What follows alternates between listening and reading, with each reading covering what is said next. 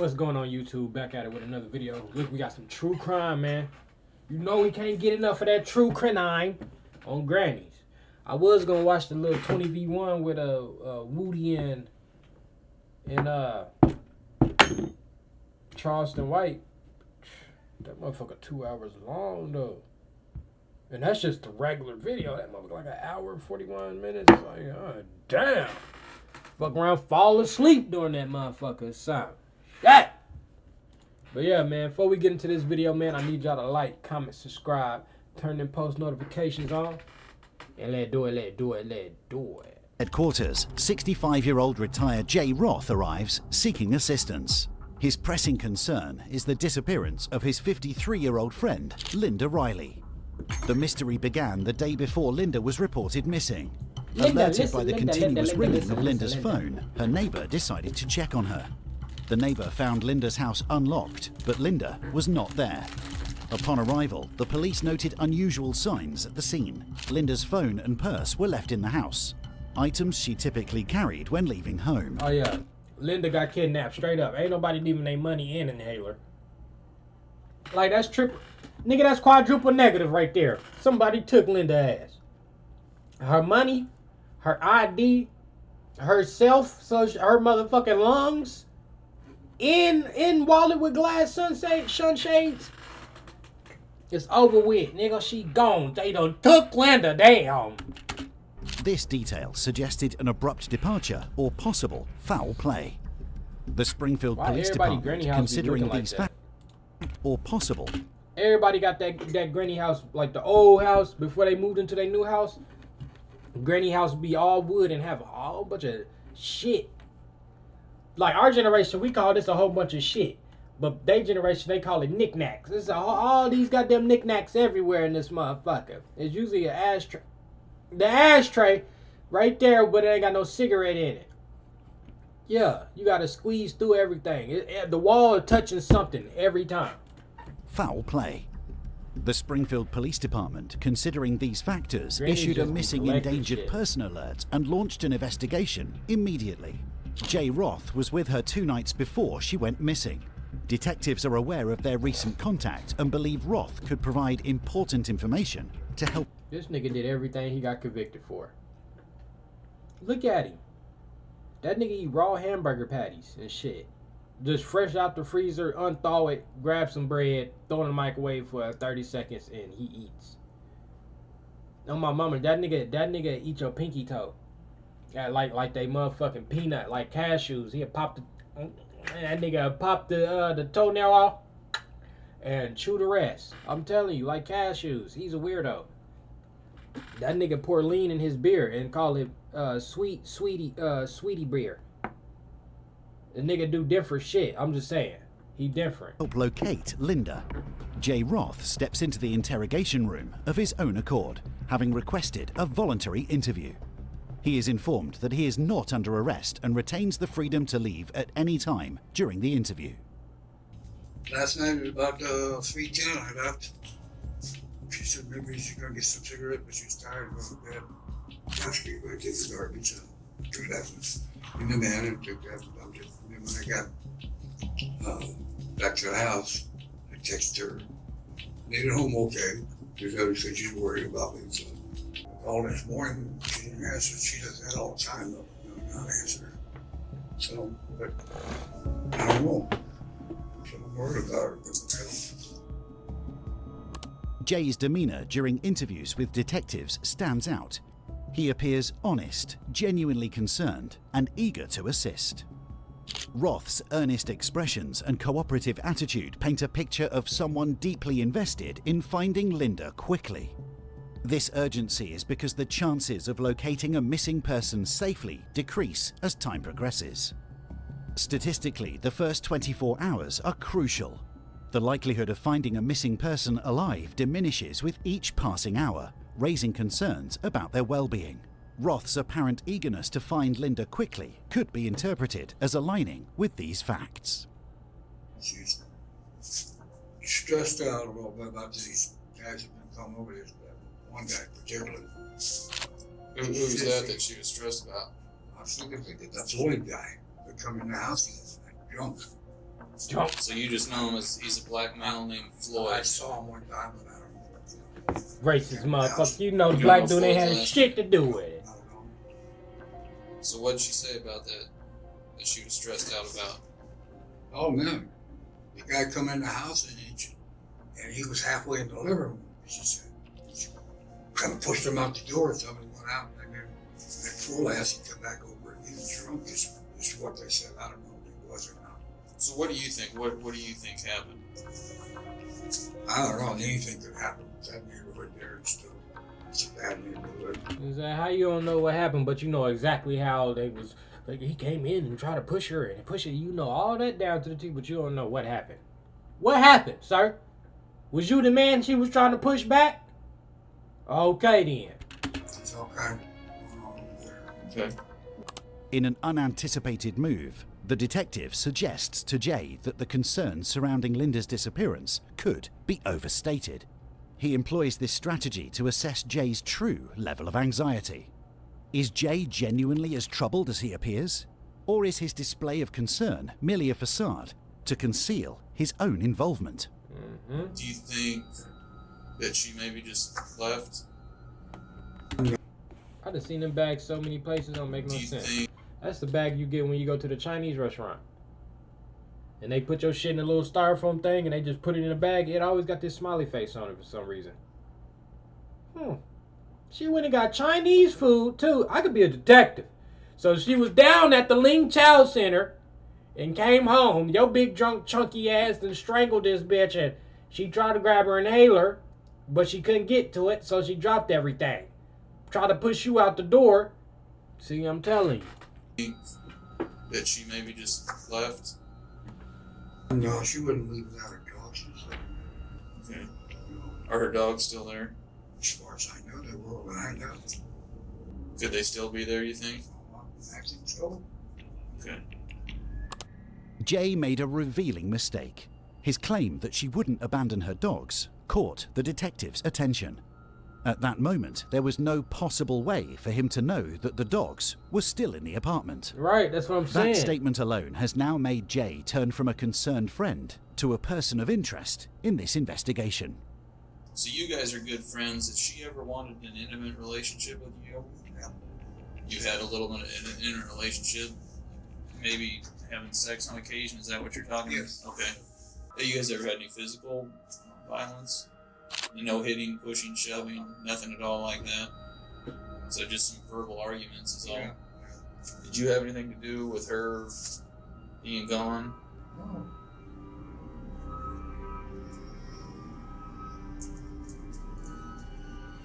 That long pause. So, No. Why would I have anything to do with anything? What, do you think I did this or something? Yeah. Oh, my mama. Because anybody that had nothing to do with it probably wouldn't even be sitting in there that long because the questions wouldn't even add up to where, like, man, we know this dude ain't do nothing. They going to get you up out of there. And then you're not going to be concerned like, no. Huh? Why would I? It's going to be like, hell no. The fuck? No, I didn't have nothing to do with nothing. That's why I'm in here trying to figure this out for my friend that I was fucking on. Who killed my bitch? That's basically what's going on. What I would be doing. He in there giving it up. Nigga, you going to jail, nigga. We know you did it. no. I can have you hang tight for me for just a second. Step out and I'll be right back, okay? Thank you, sir.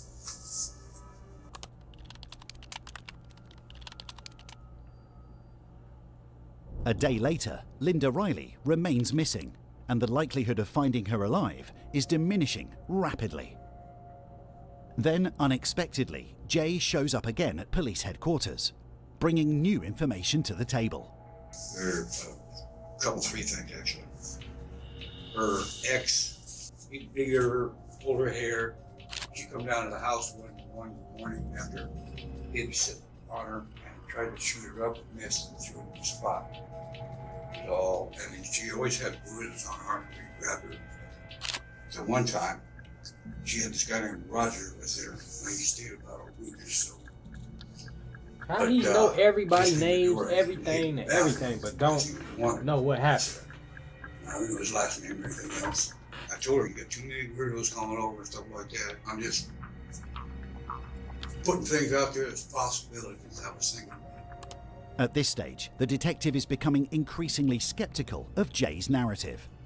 He's constructing a story with several possible suspects, which appears to be a strategic attempt to steer any suspicion away from him. That's what I'm saying. You got Roger, you got his ex, you got another nigga down the street named Floyd. You know that her dogs. But you don't know what happened. You don't know where she at. You don't know nothing, but you know everything about her life and everybody around her. Come on now, let's be for real. From himself.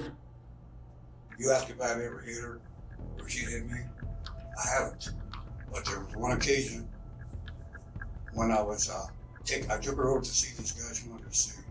We dropped her off, but he wasn't home. They're telling, what are you doing? Well, I'm gonna take you home. I don't want to go home. Well, I'm not gonna let you out here. I want out. Like, don't jump out here. Let me take you home. And she reached over to grab the horn in my hand. I went up like this, and it went in her mouth. She thought it was accident completely. Linda lodged a formal complaint against Jay, alleging assault predicated on her refusal to consent to sexual intercourse. Upon becoming aware of the ongoing police investigation into these allegations, Jay proactively returned to the police station with the intention of clarifying his side of the story. There's been a few people that have mentioned she was afraid of you. Do you know why they would tell us that? Because of that accident, she thought I was doing something, but I wasn't. But then we talked afterward, it was okay. But she wasn't afraid of me for that. What do you say to some of these people that kind of have said that she's scared of you, that you've been violent with her? I haven't been violent with her. I don't know where that comes from. You don't know why those people would say that? Because the biggest hang up today, because we've talked to so many people, and there's no trace of her or anything after you leave the house, a little after 3. Nigga, get the motherfucker get to chewing that imaginary gum in they jaws and looking you in the face, holding their elbows and shit. That's when they know they caught, and they trying to think of another lie to make. Yeah, you caught. You caught, dirty ass beard. That nigga got a snowball right there, dirty ass snowball. You caught, brother. Time to go jail. How do we? I mean, where do we go from there? Hang on 1 second. I'll be right back. We'll get you out here in just a minute, okay? Following his second interview, Jay was again released to return home, as the authorities found no compelling evidence to justify his continued detainment. Although Jay may perceive his repeated release as a sign of the detectives' belief of his innocence, the truth is that their suspicion towards him is actually increasing. 3 days later, Jay Roth was called in again to the police station to undergo a polygraph test. For someone eager to help, like in the case of a missing friend, agreeing to a polygraph can demonstrate their concern and real, willingness. Man, there's no way what you gonna do. You gonna get caught one day, depending on the type of person you is and how you got rid of that person. I don't care if you motherfucking kill a girl, she never get found, and you put her under a you make a concrete little platform in your backyard, and you put a swimming pool over it or a canopy and all this extra shit. You got a dead little girl in there. God gonna one day you gonna decide to move. You finally got your life together. You move, get your money. You finna go get you a nice little house on the east side or the north side. Boom, bam. God gonna send a motherfucker that hate concrete to live in that house, and he gonna be like, man, I hate that fucking piece of concrete out there in the middle of the fucking grass.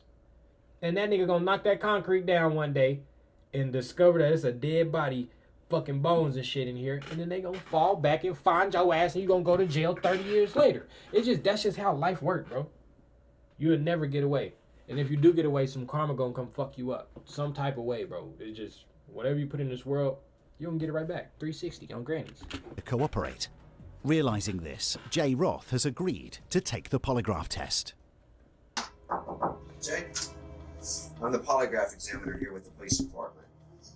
They called me, said that you were interested in taking a polygraph exam in reference to their investigation with Linda. I'll walk you out. Hold on. If you look straight ahead for me, Jay, I'll get you dialed back in and we'll begin. What was the first Are question? you physically Did you kill responsible Linda? for Linda No. Riley's disappearance He's from your lying. residence on February Lock him up. 27th, 2012?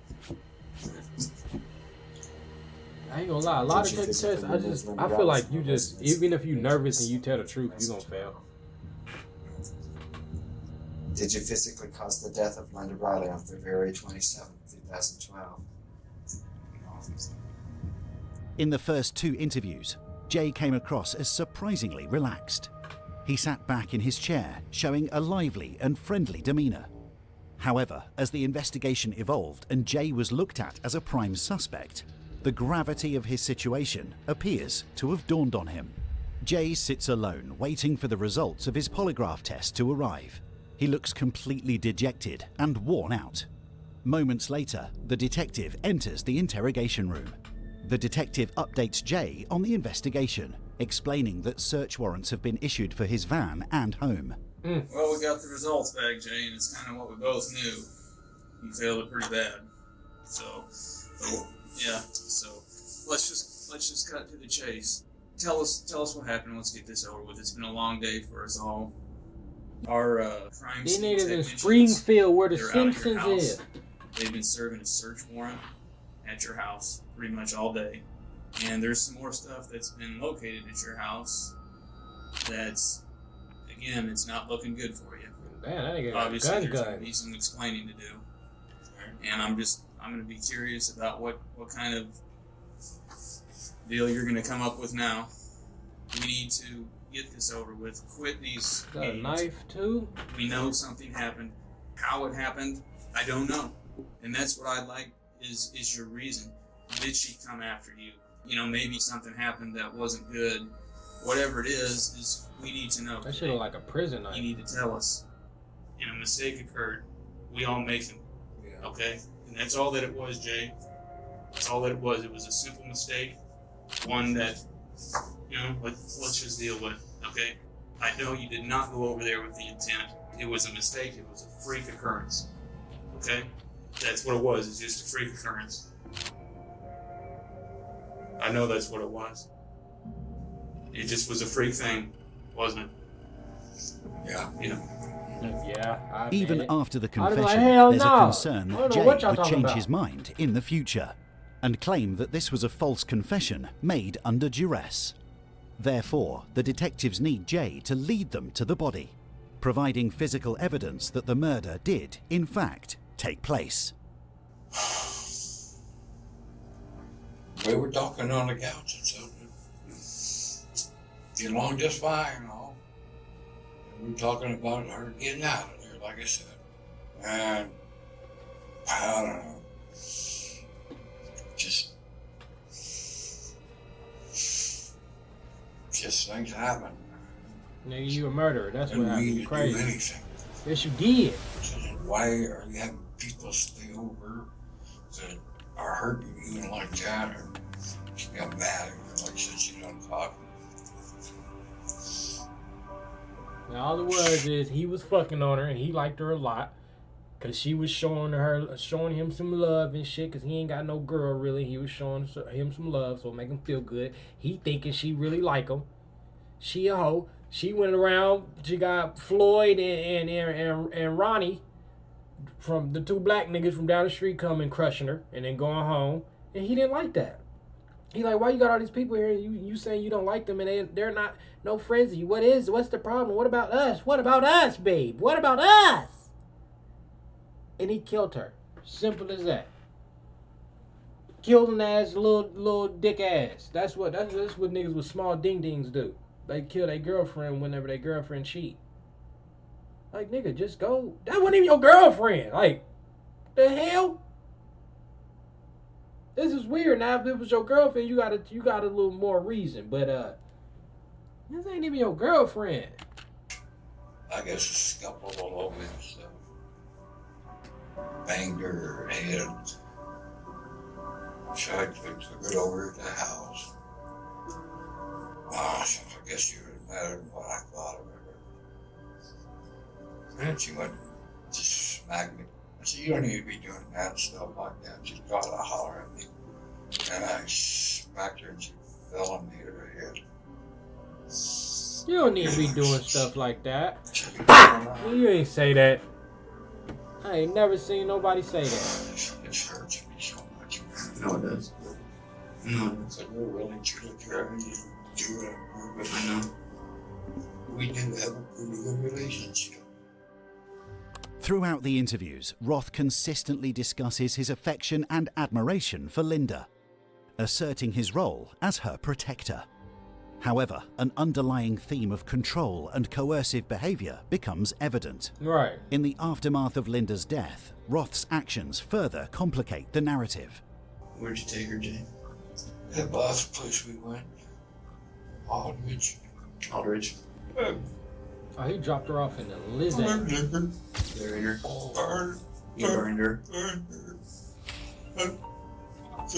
Oh, that's crazy. Yeah, that's starting. Now that he's saying that truth, that's starting to hit him. Like, I burned her, like I killed her, and had to get rid of her, and I burned her up because I loved her. Shut your sorry ass up, man. For real. Like, ain't nobody feel bad for you. Let's be real. I try to like tone it down a little bit so we can be like, oh damn. But at the end of the day, fuck this dude. Nigga, nobody feel bad. Nigga, you killed the girl and burned her the fuck up and said you didn't do it. And she ain't do nothing to you. Like, if we really get down to the gist of this, she didn't do nothing but be hurt and go have sex with other people. Y'all were not dating. What the hell, man? She got kids. Is she still out there? Is she still out there? Hold on, is that her? Oh no, that's some wood. I was gonna say, they gonna put this on here like that? I thought that was her leg. What's left? What's left? Yeah. Are her bones still out there? I don't know. I looked at anything. Did you take any of her bones with you? No? Oh, that's weird. What would you think about taking us out there and showing us exactly where it is? Oh, he and really maybe burned her up, like, she gone. I figured you would. I think you're right. Yeah, you going to jail for life. Crazy motherfucker. And to think, if they wouldn't have gave him a lie detector test, they wouldn't have found out. How about I get you some water? I'll get you a cup of water real quick. I'll take a quick run. I'll get you some water. Fuck On that, March let that 4th, nigga throat 2012, get dry. a week Fuck following... him. Why you want to give him some water? You already got the truth. Let that nigga throat be dry. Fuck him. Simple as that. He let her burn, nigga let his throat burn. Bitch ass nigga. Following Linda Riley's disappearance, Jay Roth led the police to the site where he incinerated her remains. Roth faced charges of felonious restraint, kidnapping, and second-degree murder. The second-degree murder charge was due to the lack of premeditation, not meeting the criteria for first-degree murder. During sentencing, Roth's attorney argued that a maximum penalty of only 10 years should apply because of his client's age and ill health, but the circuit court judge firmly disagreed, saying Roth was a danger to women and children. Hell yeah. In July 2013, Roth was sentenced to life imprisonment in Missouri, There we go. which means 30 years. He must serve 40% of that sentence, making him 78 before he is eligible for parole. Okay. That On makes Mar- more sense. Man, you know, put that book on his ass. You know, that makes some sense right there. This nigga burning innocent women and shit. That could have been your mom or your kids. You hear me? Hell no. But yeah, man, that's going to be the end of this video, man. I need y'all to like, comment, subscribe, turn them post notifications on, and get ready for the next video. I'm gone. Peace, chicken grease. Y'all be safe and have a good day and a good week.